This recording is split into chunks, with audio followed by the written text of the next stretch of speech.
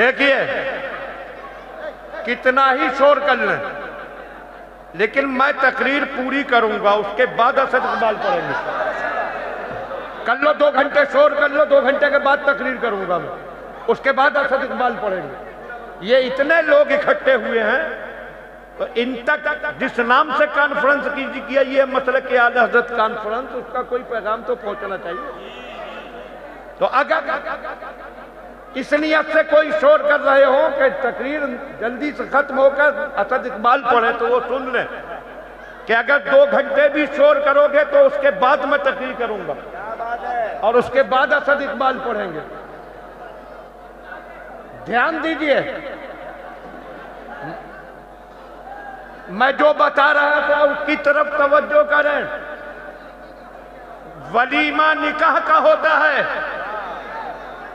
आप रहने दी, अब ये ऐसे नहीं मानेंगे, जो सुनने वाले हैं सुनेंगे, जो सुनने ही आए जलसा वो जलसा सुनेंगे, और जो सिर्फ असद इकबाल को सुनने आए हैं वो ये करेंगे कि बस असद साहब जब पढ़ेंगे तभी सुनेंगे। ध्यान दीजिए, गौर कीजिए, और जिसका दिल चाहे जो मसला मैं बयान कर रहा हूं वो बरेली से फतवा मंगवाए। और अब फतवा मंगवाने वाले कहाँ रहे? कौन सुनता है बरेली के फतवों को? बस मसले के आला जिंदाबाद, बस्ती बस्ती करिया करिया ताजू करिया ताजू करी, बस नारे लगा दिए। ध्यान से सुनिए, अगर दूल्हा और दुल्हन में से एक मुसलमान हो एक गैर मुस्लिम, एक सुन्नी हो एक वहाबी, एक सुन्नी हो एक देवबंदी, एक सुन्नी हो एक राफजी, चाहे लड़का मुसलमान हो, लड़की गैर मुस्लिम वहाबी देवबंदी राफजी हो, या लड़की सुन्नी मुसलमान हो, लड़का गैर मुस्लिम वहाबी देवबंदी हो राफजी हो, दोनों में से कोई भी एक गैर मुस्लिम हो या वहाबी देवबंदी राफजी हो, अगर 1000 मौलाना भी मिलकर निकाह पढ़ा दें तो निकाह नहीं होगा, और जानबूझकर पढ़ाएंगे तो इन पढ़ाने वालों का चला जाएगा। क्या बात है, सुभान अल्लाह सुभान अल्लाह। निकाह कुछ कर लें लेकिन निकाह नहीं होगा। और फिर वही बात दोहराइए, जब निकाह नहीं तो वलीमा होगा। बड़े ठाट से कहता है मैं तो वलीमा खाने जा रहा हूं, कोई लड़की वाला वहाबी था उसके यहां थोड़ी जा रहा हूं। मैं लड़का तो सुन्नी है, लड़के के यहां वलीमा खाने जा रहा हूं। जबान बंद कर, वलीमा निकाह की सुन्नत है, जब निकाह ही नहीं हुआ तो वलीमा कहां से हो गया? नहीं हुआ वलीमा। और जिसको ये मालूम हो, अल्फाज याद रखिएगा, कोई फतवा मंगाए अल्फाज के साथ, जिसको ये मालूम हो कि इन दोनों में से एक गैर मुस्लिम है या एक वहाबी है या एक देवबंदी है या एक राफजी है, जिसको मालूम हो और मालूम होने के बाद फिर वो निकाह पढ़ाए, और ये मालूम होने के बाद जो वकील बने, जो गवाह बने, जितने उस निकाह में शामिल हो, जिन जिनको मालूम था उन सबका ईमान भी गया, सबके निकाह भी खत्म हो गए।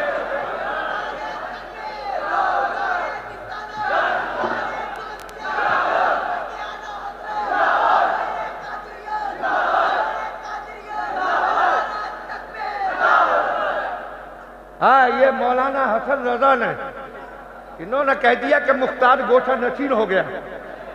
तो अब वाकई अपनों की वजह से एक किनारे होने के बाद जो मसले की हालात नजर आ रहे हैं, उसका हमारा दिल भी रोता है, इसलिए कि ये बहेड़ी वो है जहां बरेली के बुजुर्गों ने बहुत मेहनत की है। आप जानते हैं इन लड़कों को क्या मालूम, इन बुजुर्गों को पता है कि इस बहेड़ी में सुन्नियत का झंडा लहराने के लिए कुतुबे आलम, आकाए नेमत, नाइबे आदम, हुजूर मुफ्ती आदम ने 28 दिन क़याम फरमाया। है नारे तकबीर, नारे रिसालत, नारे गौसियत, मसलके आला हजरत फैजाने सरकार मुफ्ती आजम, खुलाफाए सरकार मुफ्ती आजम, गुलामाने सरकार मुफ्ती आजम, मरकज़े अहले सुन्नत बरेली शरीफ, शेर कादरियत, मदरसा गुलशने बगदाद, नारे तकबीर। असद भाई पूरी दुनिया घूमते हैं, हिंदुस्तान में कोई जगह नहीं जहां नहीं गए हो, मालूमात करें।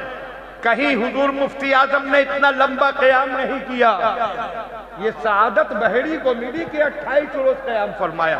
यहाँ पर मुफस्सिर आजम जलवागर होते रहे, रेहाने मिल्लत आते रहे, तादु शरिया आते रहे, और इसलिए आते रहे कि यहाँ पर मसलक आला हज़रत का झंडा लहराए और सुन्नियत मजबूत और पुख्ता हो जाए। बेशक बेशक। तो अब ये भी ठीक, वो भी ठीक, इनसे भी मिले, उनसे भी मिले, सबके साथ चले, ये कुछ हो मगर मसला के आला हजरत नहीं है। बेशक बेशक। मसला के आला हजरत से इसका कोई ताल्लुक नहीं। तो अब ये जो दीन की बातें हैं ये सुनने कहाँ मिलेंगी? इन्हीं जलसों में मिलेंगी। और आका फरमाते हैं या तो आलिम हो जा, या तालिबे इल्म बन जा, या आलिम की बात सुनने वाला बन जा। बेशक बेशक बेशक। जो लोग जलसे जुलूस से रोकते हैं वो बताएं कि जलसे न हो तो आलिम की बात सुनने वाला कहाँ बनेंगे। और फिर आगे फरमाते हैं आलिम बनने का भी वक्त नहीं, तालिबे इल्म भी नहीं बन सकते, दरसगाह में जाकर इल्म हासिल करने का भी मौका नहीं, और जलसों महफिलों में जाकर आलिम की बातें सुनने का भी मौका नहीं। तो फरमाते हैं ओ मुहिब्बन, तो आलिम से मोहब्बत करने वाला बन जा। चार फरमाए, चार, आलिम बन जा, तालिबे इल्म बन जा, आलिम की बात सुनने वाला बन जा, और मुहिब्बन या आलिम से मोहब्बत करने वाला बन जा। और फरमाते हैं वला तकुनिल खामिसा, पांचवा मत बन जाना। बेशक बेशक। सरकार का फरमान है कि पांचवा मत बन जाना। या रसूल अल्लाह, अगर पांचवा बन गया, आलिम भी नहीं, तालिबे इल्म भी नहीं, आलिम की महफिल में जाकर आलिम की बात सुनने वाला भी नहीं, और आलिम से मोहब्बत भी नहीं, तो क्या है? अगर पांचवा बन गया तो क्या होगा? फरमाते हैं बतहलिका, अगर पांचवा बना तो तू हलाको बर्बाद हो जाए। बेशक बेशक बेशक बेशक। सरकार का फरमान है ये। और आलिम बन गया तो कितना खुश नसीब। आला हजरत इमाम अहले सुन्नत फरमाते हैं अल मरफूज शरीफ में, अभी 4 हाफिजों की दस्तार होगी यहाँ। सरकार आला हजरत से पूछा कि कयामत में हाफिज कितनों की शफाअत करेगा? जी ध्यान दीजिए, पूछा हाफिज कितनों की शफाअत करेगा? अरे भैया ये सब बाद में कर लेना, बैठ जाइए, थोड़ी देर बैठ जाइए, अभी बाद में कर लेना, सारी सब चीजें बाद में।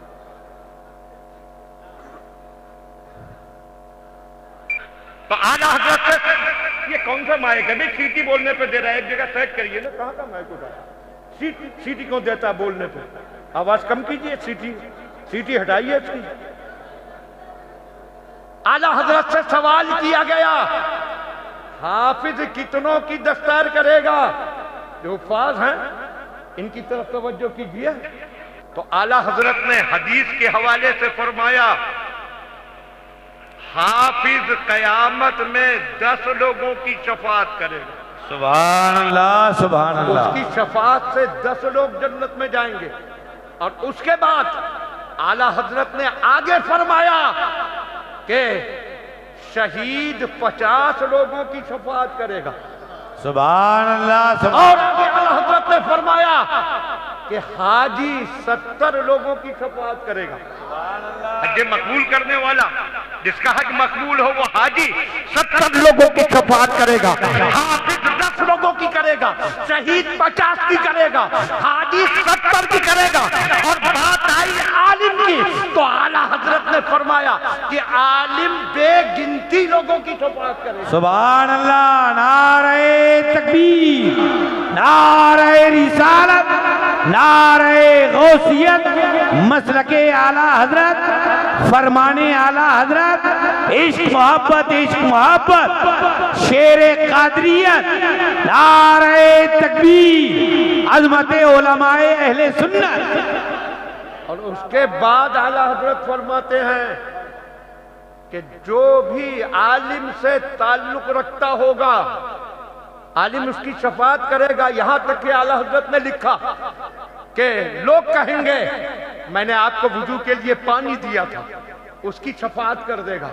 कोई कहेगा मैंने आपका ये काम किया, मैंने आपका ये काम किया, आलिम उसकी भी शफाअत करेगा और वो जन्नत में चले जाएंगे। और फिर आला हजरत फरमाते हैं कि आलिमों का हिसाब कब का हो चुका होगा, मगर लोग जन्नत में जा रहे होंगे, आलिमों को रोक लिया जाएगा। हिसाब हो चुका, जिनके हिसाब हो रहे हैं वो जन्नत में जा रहे हैं, मगर आलिमों का हिसाब आला हज़रत लिखते हैं कब का हो चुका होगा, मगर इनको रोक लिया जाएगा। उलमा कहेंगे या अल्लाह हमारा हिसाब हो गया और लोग जन्नत में जा रहे हैं, हमको क्यों रोका गया? तो रब फरमाएगा कि तुम्हारा दर्जा मेरे यहाँ फरिश्तों की तरह है। जहन्नम में जाने वालों को देखो, इनमें जो तुम्हें अपना नजर आए उसकी शफाअत करते जाओ, जिसकी तुम शफाअत करते जाओगे मैं उसको बख्शता जाऊंगा। ये आला हजरत ने अल मलफूज में फरमाया है, जिसका दिल चाहे देखे। तो आलिम हो मगर ऐसा जो बुराई देखे तो उसके खिलाफ सीना सी पर हो, बेझिझक जबान से कहे, ऐसा आलिम मिलना बहुत बड़ी नेमत है। अब देखिए कि शाहजहां ने इस बात पर अल्लाह का शुक्र अदा किया था। ये शाहजहां था जिसने सुभान रब्बियल आला तख्त पर कहा, वो फिरौन था उसने अना रब्बुकुमुल आला कहा, मगर एक दिन फिरौन की लाश दरिया के किनारे पड़ी हुई दुनिया के सामने ऐलान कर रही थी, ए दुनिया वालों, मैंने बहुत अपनी इज्जत के इजहार किया था, इज्जत के ऐलान किए, लेकिन आज देख लो इज्जत न दौलत से मिलती है न हुकूमत से मिलती है, इज्जत सिर्फ अल्लाह की रहमत से मिलती है। बेशक बेशक, जिंदाबाद जिंदाबाद। आखिरी बात और कहूंगा, ध्यान से सुने जी, अता फरमाएं और कुछ मसले के आला हजरत को समझे। रब ने फरमाया, कुरान ने कहा वलिल्लाहिल इज्जतो, अल्लाह के लिए इज्जत है, अल्लाह इज्जत वाला। नौजवान सुने, लड़के सुने, जवान सुने, बड़े सुने और फर्क समझे। हमने अर्ज किया है कुरान, हम ईमान लाए कि अल्लाह इज्जत वाला है, बेशक वही इज्जत और जिल्लत का मालिक है। हम यकीन रखते हैं, एतकाद रखते हैं कि अल्लाह इज्जत वाला है, मगर ये बता कि अल्लाह के अलावा भी कोई इज्जत वाला है कि नहीं? अल्लाह की मखलूक में भी कोई इज्जत वाला है कि नहीं? सुनो, हम सवाल कर रहे थे कि अल्लाह के सिवा कोई इज्जत वाला है कि नहीं। इतने में एक किताब उछलकर हमारे सामने आई। हमने कहा, ए किताब तू कौन?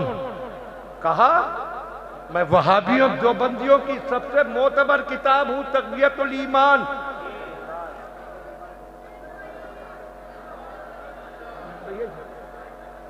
अरे भाई सुकून से हो जाओ, 2-4-5 मिनट। तक़वियतुल ईमान वहाबियों देवबंदियों की सबसे मोतबर किताब है। हमने कहा, तू क्यों सामने आई? कहा, मैं तुम्हारे सवाल का जवाब देना चाहती हूँ। हमने कहा, बोल क्या है तेरा जवाब? कहने लगी, क्या है तुम्हारा सवाल? हमने कहा, हमारा सवाल ये है कि अल्लाह तो इज्जत वाला है, अल्लाह के अलावा कोई और इज्जत वाला है कि नहीं?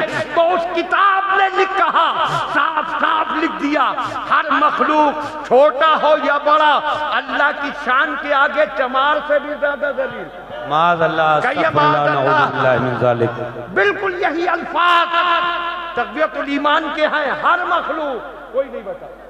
फिर और वजाहत कर दी, छोटा हो या बड़ा, और लिख दिया अल्लाह की शान के आगे टमार से भी ज्यादा दलील मादल्ला। छोटे भी दलील है, बड़े भी दलील है। हमने कहा एक किताब अलग है, हमने तुझसे नहीं पूछा, हमने अपने कुरान से पूछा है।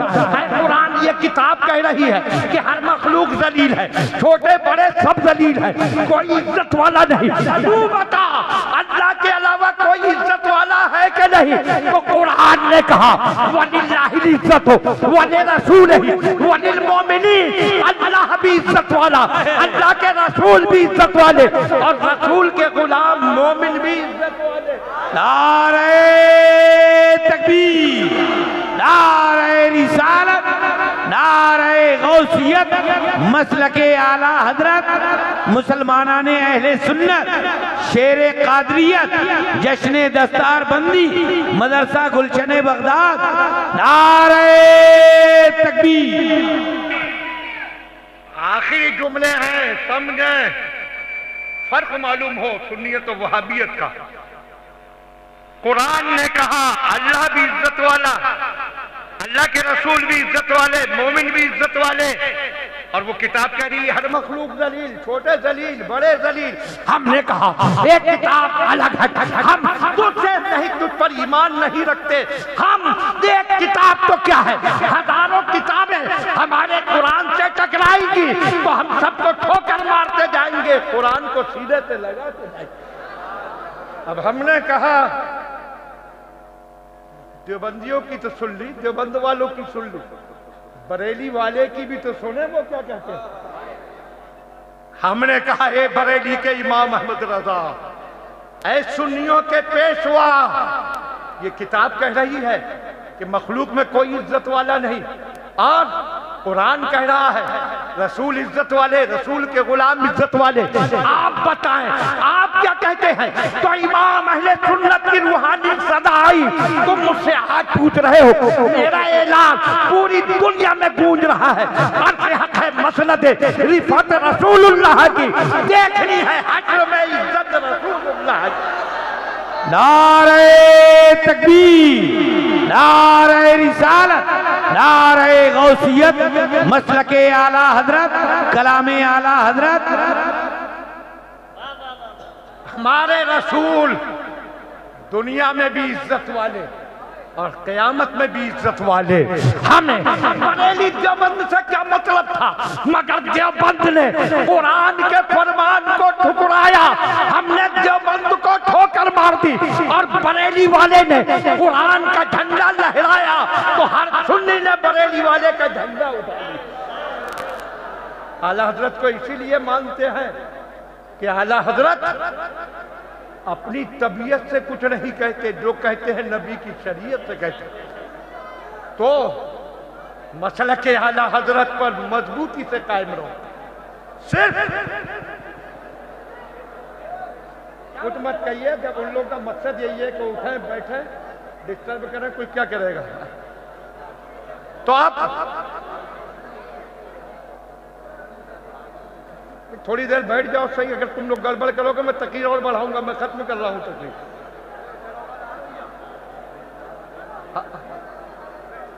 बड़े सुकून से लोग मसलक के आला हजरत का पैगाम सुन रहे थे, सारा माहौल डिस्टर्ब हो गया। ये हुल्लड़ से फायदा कुछ नहीं, फायदा जब है कि जब सही तौर पर मसलक के आला हजरत पर कारबंद रहोगे। आज हालात बेहद खराब हो गए, कोई बैड़ी में एक भी गैर मुकल्लिद नहीं था, 20 हो गए, ये सबकी ढील से, और यही इन हालात से कि दीन की बातें सुनना किसी को पसंद नहीं। इन हुल्लड़ वालों ने सिर्फ हुल्लड़ तक खुद को महदूद कर लिया। मसलक क्या है इन बेचारों को क्या मालूम, ये तो मसलक की बात सुनने भी नहीं आते, ये तो सिर्फ शायरी, कोई भी शायर हो शायरी सुनने का जहन लेके आते हैं और सोचते हैं तकरीर हो रही तो डिस्टर्ब करते रहे ताकि पैगाम किसी तक ना पहुंचे। मैं आखिर में यही कहूंगा, ए मसलक के आला हजरत के नारे लगाने वालों, अब भी संभल जाओ, मुत्तहिद हो जाओ और मिलकर मसलक आला हजरत का झंडा लहराओ, वरना बदअकीदगी का इतना बड़ा सैलाब बहेड़ी को अपनी लपेट में ले रहा है कि जिसका आप तसव्वुर भी नहीं कर सकते। इन लोगों को कोई एहसास नहीं कि क्या हो रहा है, मगर हमारे दिल में दर्द होता है। हमने तन्हा सारी बदअकीदगियों का मुकाबला किया, आज इतने लोग होते हुए भी किस तरह बदअकीदगी बढ़ रही है। इसलिए संभलो। और आखिर में मैं फिर मौलाना नईम सादी को मुबारकबाद दूंगा। वाकई इन्होंने बहुत बड़ा काम किया और इतना अजीमुशान जलसा करके लोगों को दिखा दिया कि मर्द जब हिम्मत की कमर बांध लेता है तो अल्लाह रास्ते आता है।